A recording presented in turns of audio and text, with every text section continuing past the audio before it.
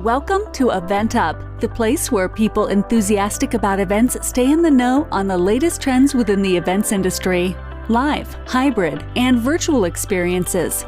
From virtual events to conferences, award galas, and everything in between. Here's your host, Amanda Ma.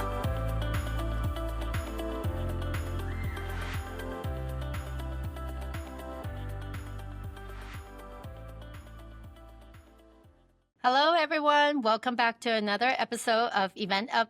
And today's guest is someone with incredible experience and knowledge to share. Joining us today is Alyson Strickler-Vásquez, Head of Strategic Events at Webflow. Alyson is an award-winning event marketing trailblazer with over 15 years of experience across Fortune 200 manufacturing, global travel, and tech. From trade shows to incentive programs, Alyson seamlessly blends creativity with data-driven strategy to design unforgettable events. It's great to have you here, Alyson. Welcome to our EventUp podcast. Awesome. I'm very excited to be here, Amanda. Okay, so I was telling my team I've been following her for a while, and I'm so excited you're here. I've been following through all your journey. So I would love to just kind of kick it off. I always ask this question because I feel like we're just events people are such a unique breed, right? So like, what drew you to the world of events? So I actually have a really good story for this. So growing up from the age of 8 on, my dad ran the Ohio State Fair, Quarter Horse Congress, basically all the events for the state of Ohio. So I like to tell everyone I started in events at about 12 years old, legally at about 15. But yeah, no, I fell in love and I knew exactly what I was meant to do from a very, very young age. So helping out with trade shows, the state fair, concert series, there was a huge stadium for crew games. So I knew right away. And then my sister's in tech events as well. So it's very much in the blood, I like to say. Very nice. All right. Started from young. I love that. And then you have worked on, being in the industry for 15 years. And also we talked about Fortune 200 companies, right? So very high caliber events. What's the one that you're like really proud of? Yeah, absolutely. So we did a full rebrand for sales kickoff when I was at Quest in 2024. We changed it over to NXT. The reason we did that is we had done a study across all of the employees and partners, and they were really craving to find out where we were going as a company. And sales kickoff at that point just kind of seemed archaic. So we wanted to answer what's next and really do the strong rebrand. And we recently won an X Award for Best Small Meeting, best meeting basically under 5,000 attendees globally, something I'm extremely proud of for not only my sake, but for the partners that we used for the event. So that's one I would say is definitely one of the top tier moments. Congratulations on the award. It's super competitive. Oh, yeah. No, I was just honestly happy to be nominated. You see like Sprint Mobile or Sprint and T-Mobile and Walmart and all these big Canva. And you're just like, to be in the room with them alone, but to actually walk away with one was definitely a pillar, I think, of my career and where I'm going from here. Awesome. Can you kind of dive in a little bit? Tell us a little bit more about the event. Sure, absolutely. So we were in Anaheim at the Anaheim Hilton. My goal going in was we needed something that not only sparked creativity, but excitement about the brand and what we were doing as a company. So the real trick with that was Quest Software actually also owned One Identity. So we have two completely separate entities really that have their own branding colors, different CEOs, but we're all together for one giant event. So how do we seamlessly blend that together? So that's always the challenge I walk into. Really, I wanted to turn it into the South by Southwest Festival, but for tech and for, just the different, not only global organization coming together, but all the different products. We have over 150 products, those coming together. So we kicked it off the first night. We took over the Central Plaza there in Anaheim. We turned it into a full festival. We had our NXT DJ the entire week who was there spinning the tunes. Every night, whether you were getting on a bus or you were walking to a breakout, he was there with his own Spotify playlist that you could actually download, which was really great. And then we really hit it out of the park with the branding. We did over 80 unique pieces of apart throughout Anaheim and through the hotel. And when I say unique, I mean every single one completely from scratch. I was lucky enough to work with Edge Factory out of Orlando. They've been my partner for quite a few years. And when I tell you we were working till 4 a.m., we were working till 4 a.m. some nights because it had to be perfect. And it was really bringing this feel of, looking back on where we were as a world, not just a company, but in the world, and then seeing how tech has moved forward and really celebrating that transition. And part of that included, we can't look at the foundation we came from and say that legacy is a bad thing. We have to look at legacy as something that we've built and a foundation that we continue to build on. So a lot of the artwork was really built under that thought process. And I think everything in my head, we were able to get out on paper, which is really hard sometimes. But the biggest touch point for me was when you were walking through different parts of Anaheim or even just the Hilton there, and there were families and just girls running up to get photos with our artwork, not realizing it was for an event. They actually thought it was an art installation. So we got a lot of organic branding from that. And it was really cool to see how people, how it resonated with people and bringing in fun touches. It was Women's Month. So we had Rosie the Riveter in there with an NXT tattoo on her arm and just really finding a way to be playful in a way that also spoke and really took a story from beginning to end, and we were able to weave it that entire week for everyone. Oh, I love how you weave that in. That makes it so fun. And whenever there's that organic resonance, right? Mm-hmm. I think it's always so well received as well. Yeah, no, absolutely. And one of the biggest challenges for us is always the swag. I think everybody likes to say they're a swag expert. I would love to say I'm a swag expert. I have some of the best swag partners, so if anybody needs any recs. But we were really trying to find out how to balance getting people really invested in the program and actually doing what we need them to do, participating, downloading an app, because we all know it's hard to get them to download an app. So that was our kickoff year for the swag store. When I say swag, I don't mean polo shirts. I mean, we were doing cool brands before they were cool. In fact, one of the brands ended up becoming really big because of the White Lotus this past season. So I can never get them now. They're difficult. But I had the people in Tom Bolo shirts, at the check-in desk. But we did everything from these amazing fleece jackets. We brought in, Spanx. Even though Spanx doesn't sell to corporate, we used every channel we could to get Spanx in there and branded their Air Essentials. So people were fighting to be participating in these classes. Everybody we were throwing out these vintage California keys, and you could take that and turn it in for a piece of swag. So we got participation like we've never seen before. People left excited about what they were taking home. It was definitely not wasted money or wasted swag. I don't think anything didn't make it in a suitcase. They were just elated to have something that really they wanted to wear outside of the event. That is so creative. And you especially the key component, you redeem it. And especially with swag, right? We don't want people to leave it at the hotel. A lot of time you leave it with the housekeeper and you just don't want it. Or people just don't even take it, right? Yes, I 1,000% agree. Swag is very important. I am one of those people that I don't want what I call a bargain bin, trash bin item, something that you're going to find 2 days later in somebody's trash bin as they're leaving.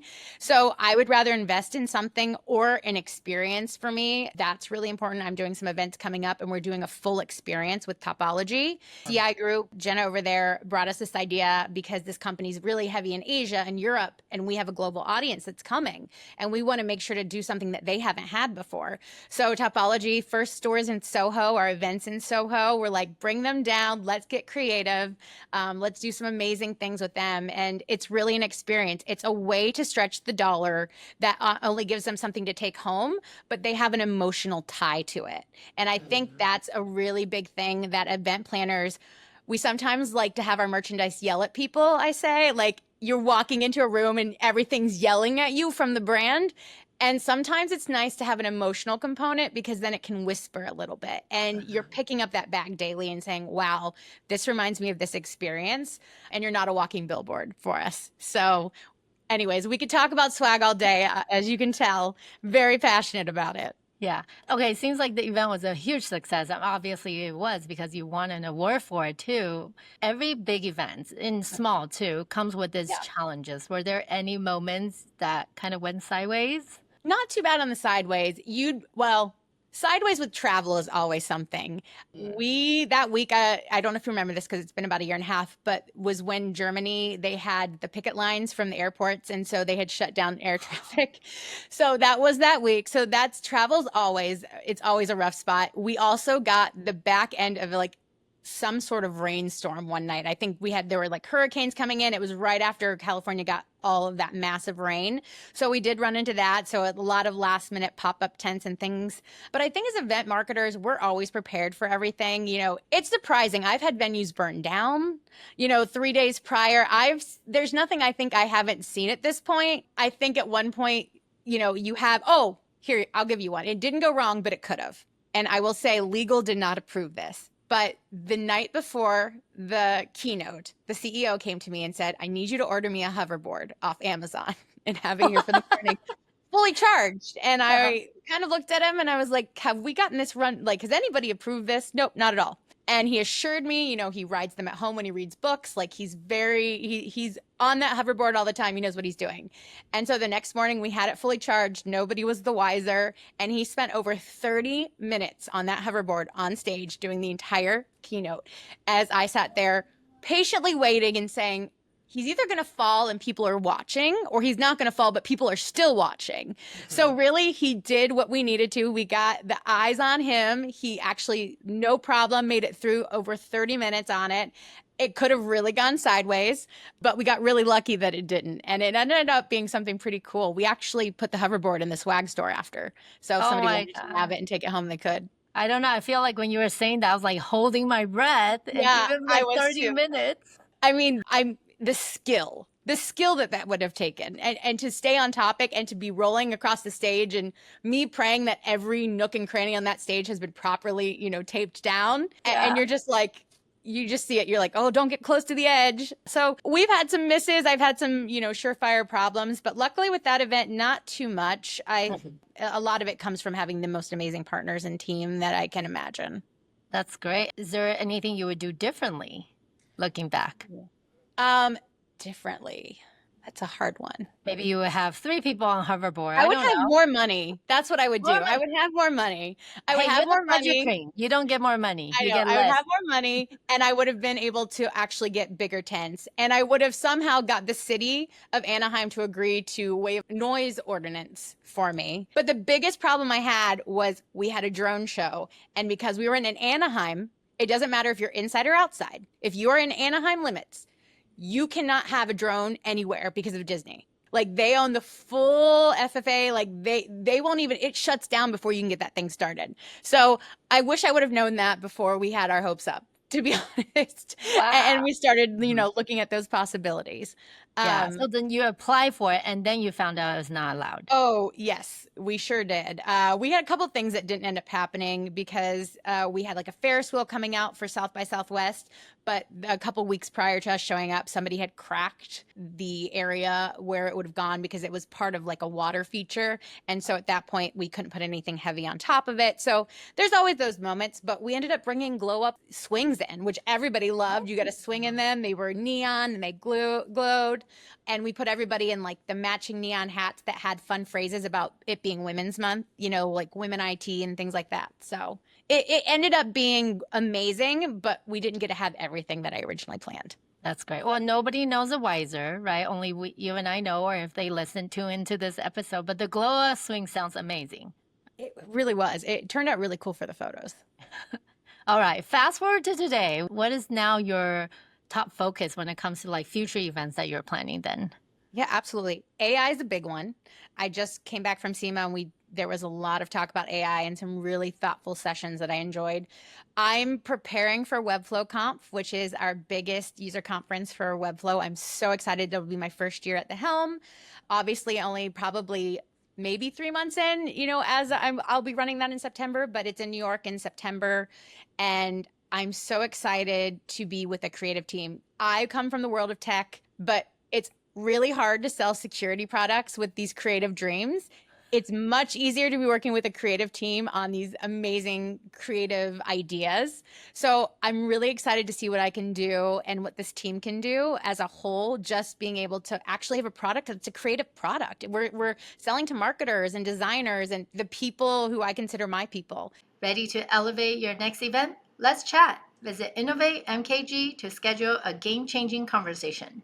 So I'm really excited. The other thing is, how do we bridge that gap of AI and creativity, and where does AI come into play on how we approach projects and things like that without losing that feeling and that kind of warmth that comes from working with people and all of that you can kind of roll into an event. So we're really exploring that kind of thoughtfulness behind using AI in a way that really enhances the creativity, but it doesn't deter from the overall feeling that you get when you're in a room full of like-minded people. For sure. I mean, that's the one thing I love. I was recently at Cannes Lions too, so I love hearing of all the different, career path. Like ours is stable, right? Because you just can't replace that human to human touch, which is such comfort. No, it is. And it's exciting. I love to talk to ChatGPT and give them like some of my ideas and just even get his feedback on it or their feedback on it and what they think, or can you enhance this? Or what am I running into permit wise? Because I do ask ChatGPT. So it's a really good partner. And somebody told me that the other day. They said you have to be the own creative director with ChatGPT. So basically that's just somebody to bounce ideas off. And it's really bouncing your own voice because you've kind of built this with them and what you've put in. So it's really like talking to yourself in another way and getting some unique answers, which I love. It really brings a lot of, I think, fun, and it has, I think, a better idea of where I am sometimes in my head mentally. It can almost read my mind. It's really scary at some points. I agree. Really oh is. My God. Yes. It's like people always say, I would love to double myself, right? There's two of me that could do double the work, but it's just like leaving space for more creativity because now you have this tool. You just got to use it strategically. So absolutely. All right. This is going to be, I know, your favorite topic about budgets. So budgets is getting tighter everywhere. How are you making the most of your events, especially getting tighter budgets? And I know you have the title from Event Marketer 2024 Watch honoree as the budget warrior, delivering really high impact experiences with limited resource. So I've been wanting to ask you this. Well, there's a full 30-minute slideshow I could go through. Oh my God. And probably continue talking. That's a short version. Cliff note version today. No, I'm really thoughtful about where my money goes. I think there's always the pot of you have to spend, like, this is the minimum, you know what you're going to spend in certain areas, right? Hotel rooms, food and beverage, things like that. There are numbers there that are going to be there regardless of what happens tomorrow. Then you've got your kind of variable numbers and building that out. But I always like to say I have a wow budget. So I know what that wow number is going into any event. And the first thing I do is I don't let anybody pull the trigger. We are not getting things 9 months, 12 months out because we don't know what the full story is going to be. And when you do that, you start spending budget in these weird places. And then all of a sudden you have an event that feels like 7 different people planned it. It makes no sense to anybody attending. There is no story woven through. It's very piecemealed. So I like to save that wow budget until much closer to the end, which may scare some people. But really, when we have our keynote developed, when you have the full, robust agenda developed, what are we talking to? Not just who are we talking to, what are we talking to? What is our main purpose for this event? And finding kind of that key and saying, okay, now I have a wow budget. How are we going to use it?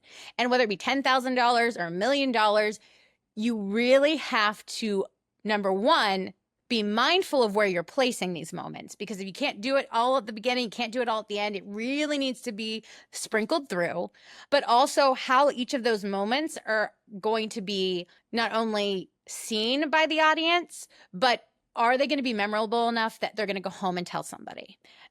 Are they going to be able to look at something and say, I know exactly where that was from? And that's the way I approach, by the way, any event that I'm doing. If you can see that event logo and remember where that's from, I've done my job. If you look at that and say, I have no clue, it's one of 20 I attended, within the last 5 years, then we have problems. So my wow budget's a big one. The other thing is negotiations. Know where you stand. Not only know where you stand, know your event's worth going in. Have the receipts. If you can pull last year's receipts and you can show this is what we spent on hotel rooms, this is what we spent on food and beverage, and take them to the new place that you're going, that's amazing. That'll really help you. The other thing is get a national sales rep if you can. You really want to go in and negotiate as a whole, not as an individual event. So let them look at your company as a whole. Like, how many events are you doing a year? What type of room nights is that bringing them? Things like that. That's going to give you more leverage than you had with a singular event. So that's always big. And know what's costing them, what's not costing them. I won't pay for wall space. I'm staying at this hotel. We're buying out room nights. I'm not going to pay you for a blank wall. I'm happy to pay for what I put on the blank wall, but I'm not going to pay for the blank wall. Things like that, resort fees, Wi-Fi is a big one. Know what you're going to spend up front. Like, you should get that thrown in if you can. And a lot of times you can if you know the right people and you really have an advocate, and that's why it's really important to find those national sales reps, especially within the hotel industry. An advocate for you is the best chance that you're going to have at providing the best program to anybody, within a strict budget. And you also have to be resourceful. I actually found my the production company I've worked with, Edge Factory, I mentioned earlier, I found them out of necessity. My budget was cut 6 months before an event by almost $1 million. And I was like, what am I going to do? So I called everyone I knew in Vegas and I was like, who do you have there the week before us? Who's their production company? Are they using LED screens? What do they have coming in? And luckily, they were one of the people, and I called them and I talked to them, and I was able to pretty much shave off about $750,000 by using products that they were already going to have there stored, and they already shipped them. So I'm not paying the shipping. It's already there. We're just going to get to make use of it, which was wonderful. So there are different things. You just have to be really thoughtful and smart about how you go about it and think about ways that maybe you traditionally wouldn't. And use your resources. As event planners, we have so many resources out there. Call and ask a friend. So this last week, I've been going back and forth with event planners for help with reverse graffiti. And I don't know do you know what reverse graffiti is? Okay. Reverse graffiti is basically an event planner's best friend of how to get around without permitting. So I first saw it in London.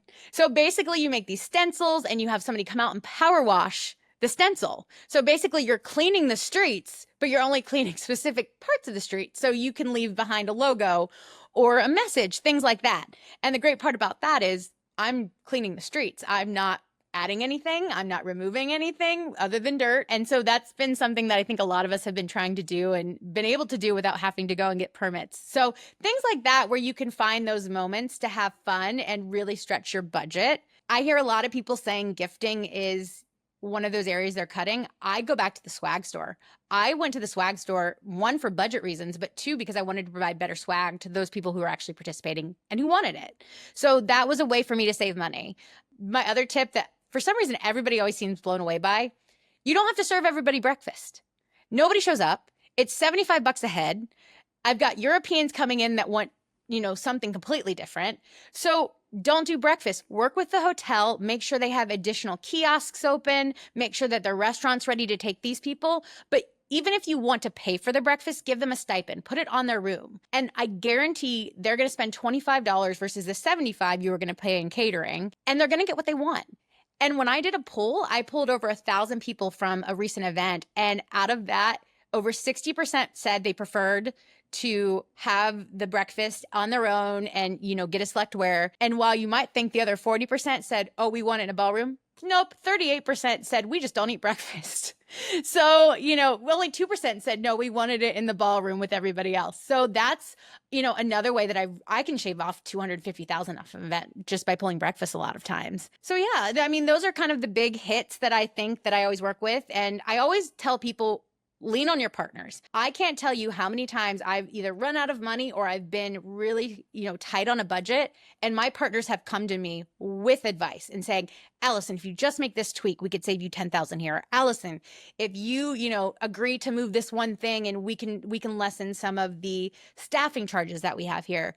And I always say, if your partners aren't coming to you with cost saving ideas, they're not your partner.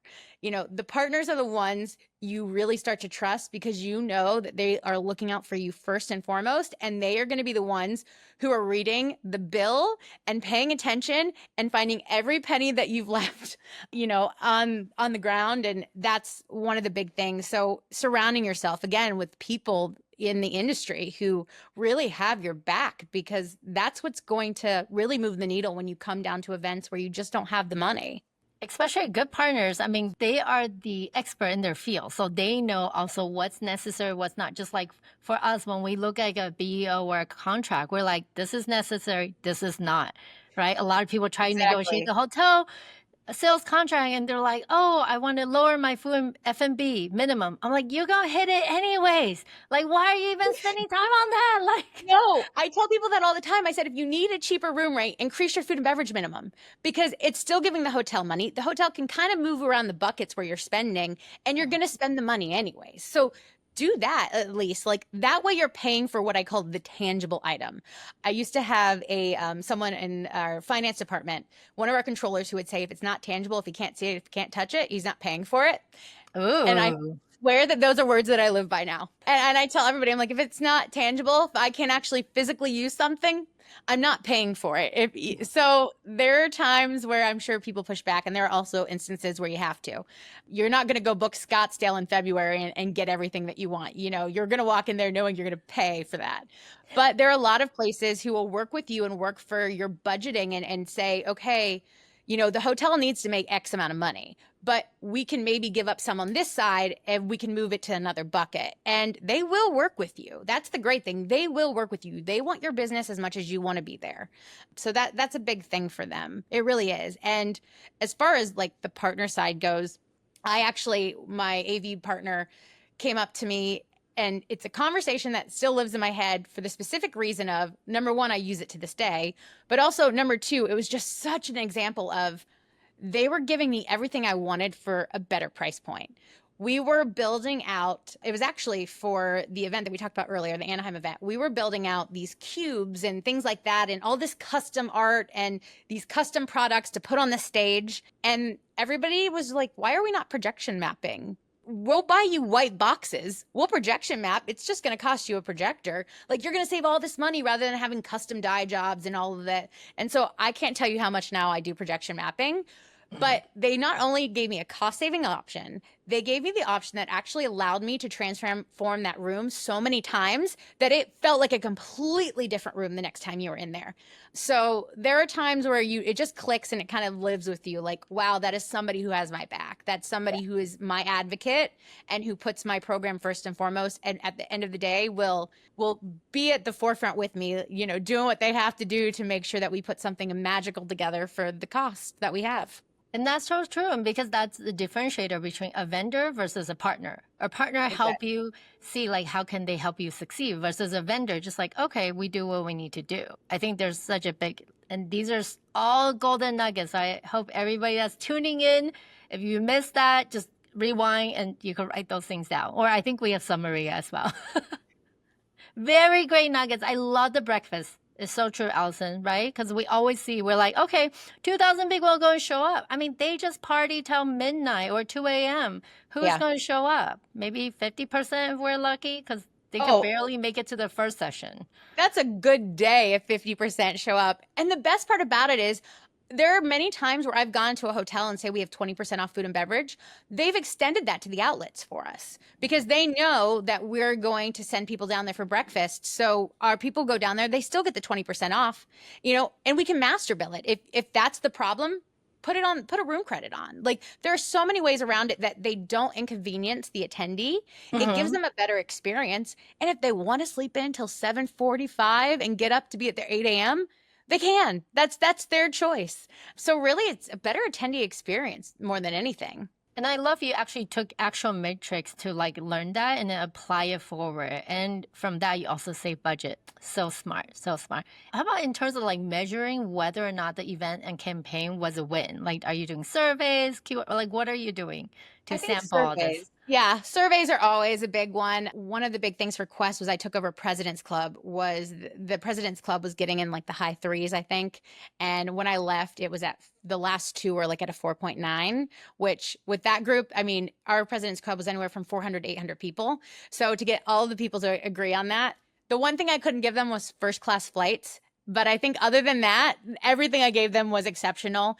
And another budget tip, one of the coolest things I've done, I worked with Inspire when I was down in Mexico, and we built out a custom table that sat over 400 people, one long table in the middle of this jungle runway to projection map the entire meal. And they gave me more than 50% off the build on that because they were so excited to have that in their portfolio to be able to provide actual footage to future clients, to be able, we're providing all the food, the decor, things like that, things that they would have had to pay to set up to actually show this off. So if you have a really cool idea and you can get buy-in from the people that are helping you, they a lot of times will absorb some of the cost as long as they have the option to use that to sell down the road. And I'm sure that table's probably been sold 50 times since I've done this. So, that just shows, having these moments where people can not only connect with each other, but it's unique.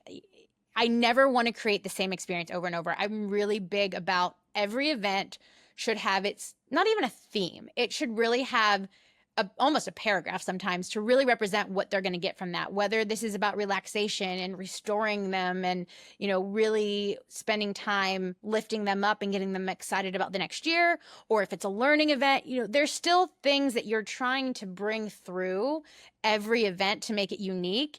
And there's ways to do that so it doesn't feel monotonous. You're walking through, how many convention centers are these people walking through a year? I mean, 30, 40, 50.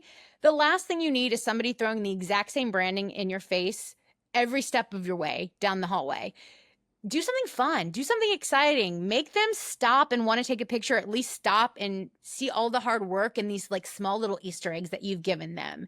That's what they're going to appreciate. That's what they're going to take home. And that's what really, I think, adds to getting these higher scores when you're going back. I think it's memorable. People really are able to give feedback when they actually remember what happened, when they actually remember those moments that you've given them, even if it might be a week later that they're filling out the survey. So yeah, surveys are a big one. Obviously, pipeline's a big one as well.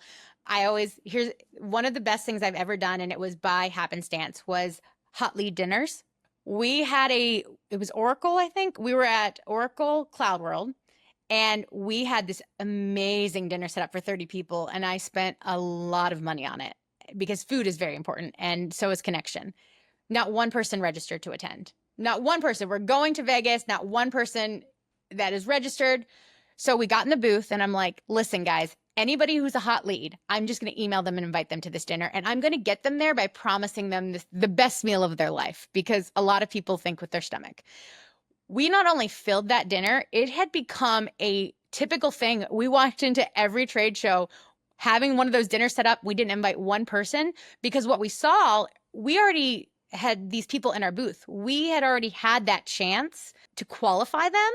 And they were at that point where they were almost ready to buy. So we can get them there. We have this very intimate experience. We're not selling them anything, but they're ripe and ready to go, and they want to learn more about the product. And we can bring the advocates in and things like that to have these side discussions with them. But that hot lead dinner really turned into like a domino effect to where people would start coming up to the booths and asking about the Alyson dinner. Are you guys going to have the Alyson dinner this year?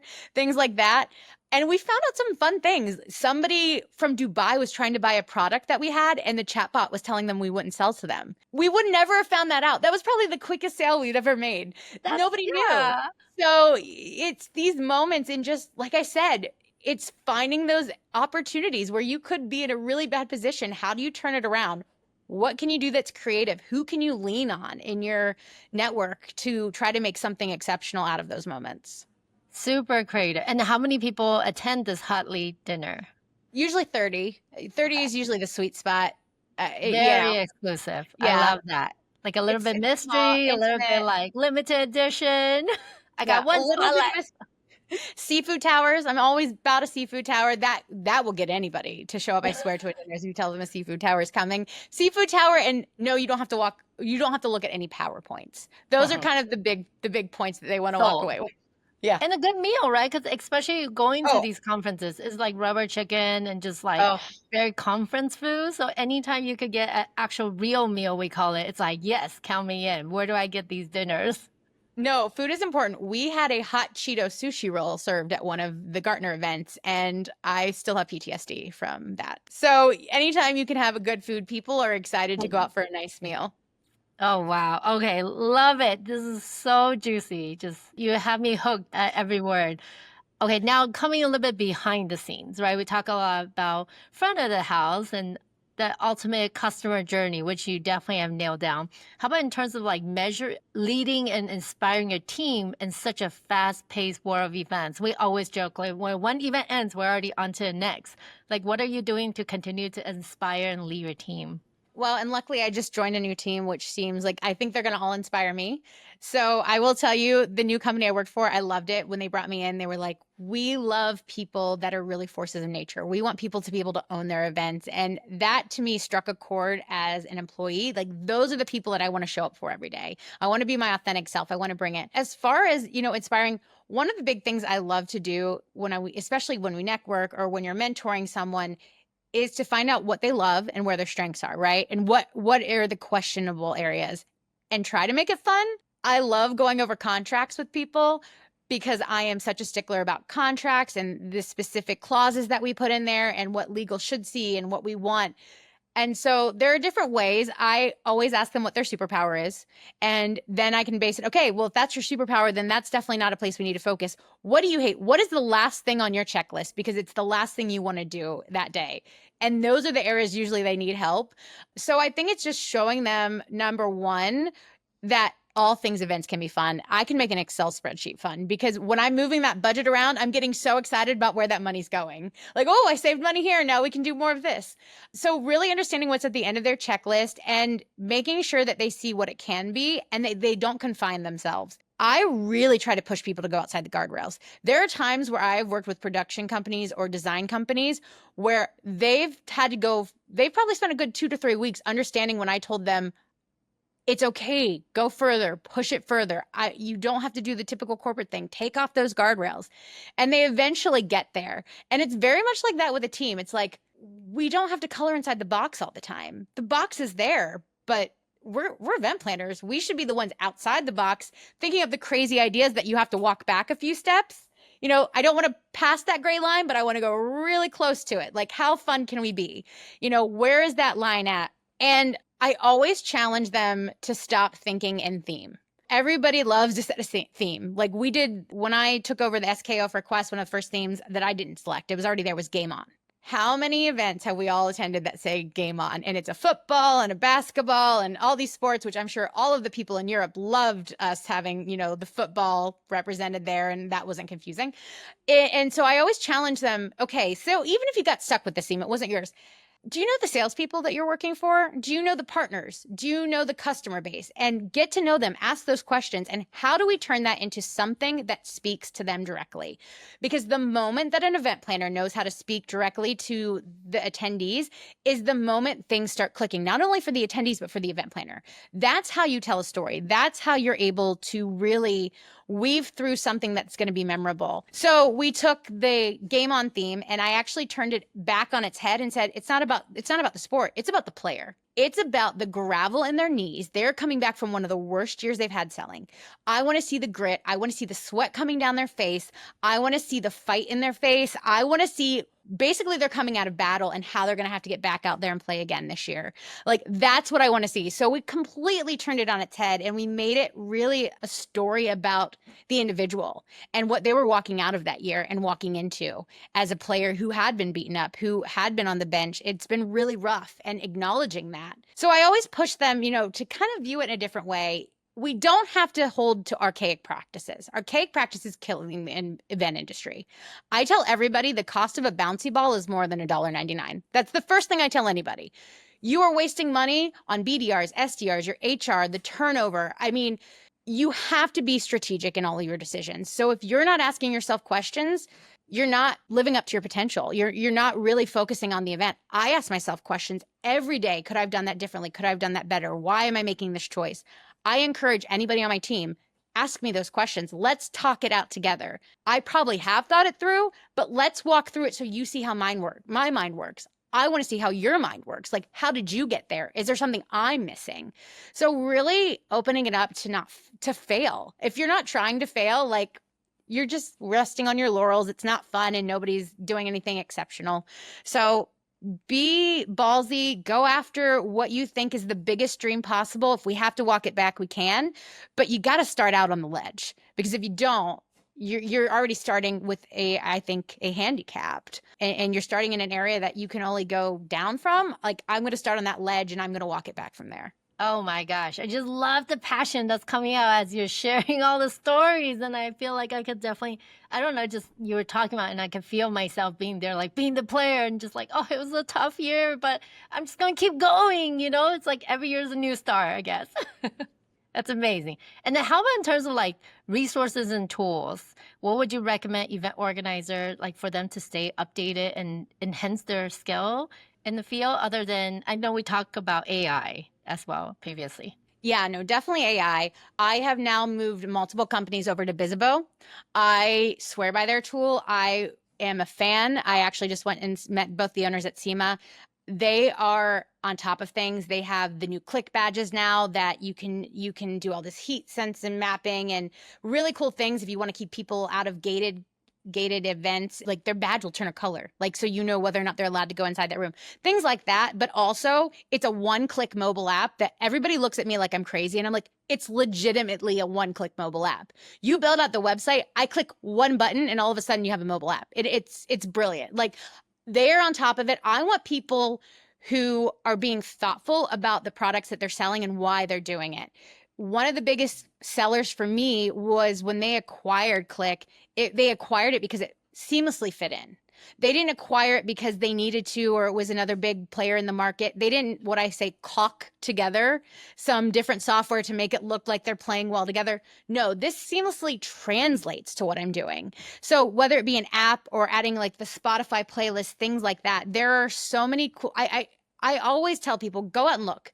Go to a conference, go see what's out there. I found Bizzabo on my own going to IMEX. I went through and I tested every single product.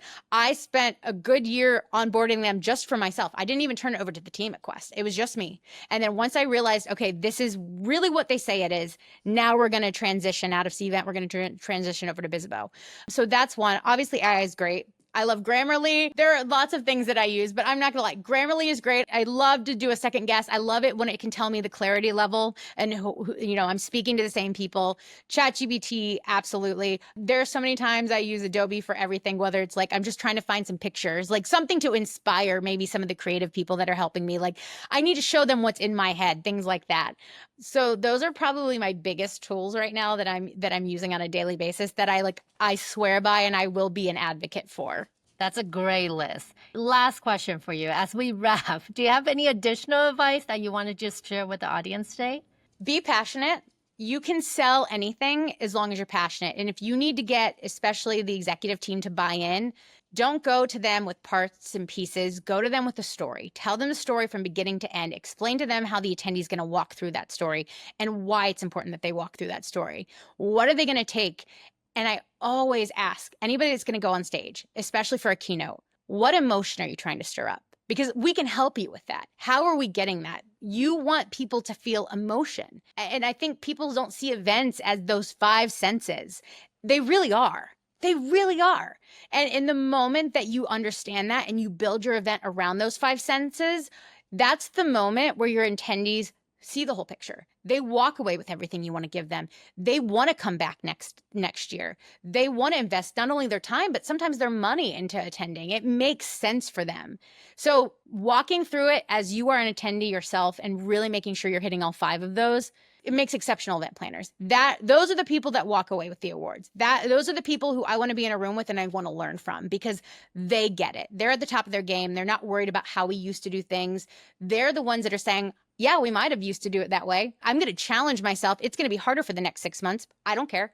I'm going to put the time in because a year from now, it's going to help me immensely compared to the time that I gave up over those 6 months. Oh my gosh, so many takeaways from you today, Alyson. I can't believe we're already at the end of our time, but just, something that really stood out was like the budget warrior. I think you gave so many great tips. The one that I just keep coming up right now is just about the breakfast and instead of right breakfast in the ballroom, do the voucher. And of course, you gave many other tips. Another one that I love was the projection, your hot lead dinner. That is so clever. There's so much cleverness and creativity throughout the conversation. So thank you for sharing all that wisdom and behind the scenes. This is so incredible. We really enjoy having you on the show and learning just about all your experiences. Keep us updated, please. I know you have your upcoming event for Webflow as well. So I definitely want to make sure you send me some photos and inspiration from that afterwards too. Thank you for the conversation. Yeah, thanks, Amanda. It's been wonderful being here. So I appreciate you having me. EventUp is powered by Innovate Marketing Group, your go-to partner for unforgettable events and experiences. Discover how we bring brands to life at innovatemkg.com. If you enjoyed this episode, don't forget to leave us a rating and review.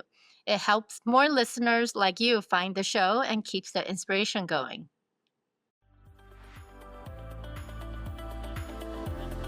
Thank you for listening. Tune in next time on EventUp.